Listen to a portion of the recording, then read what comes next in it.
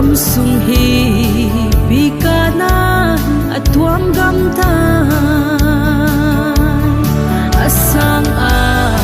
san ngai ching sia in khul sin atsan so ta ve khol sin mai ka hi dan hi o lal pa ki he do thak na lung thi mei pia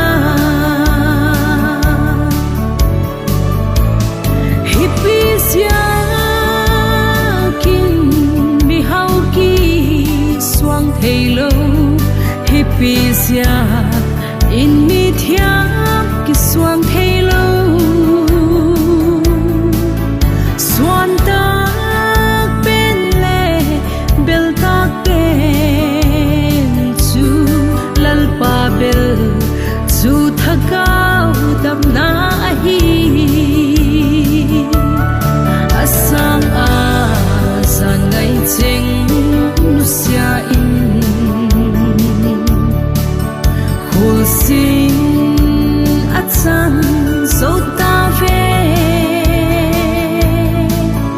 khol sin mai ka hi dan hi o lan pa ki he do thak na lung thi mei pia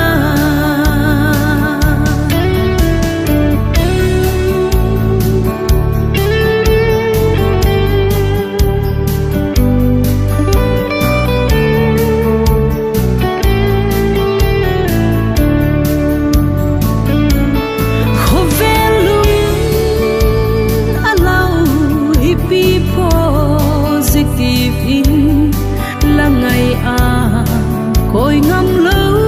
là khen ta mò van khô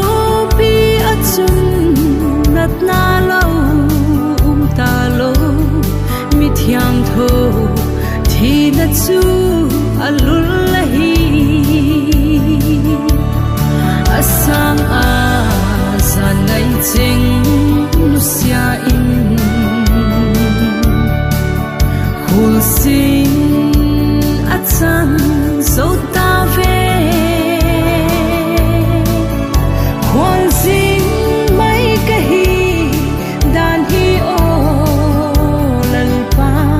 ki he do thak na lung thi mei pia maban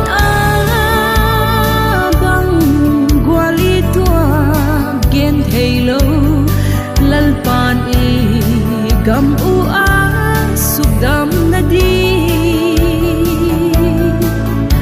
iki latha diu hi a poi mo pe o lal pa ka gam u sudam kita asang a san ngai ching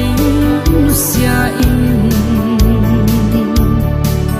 khul sin atsan so ta ve khol sin mai ka hi dan hi o lal pa ki he do thak na lu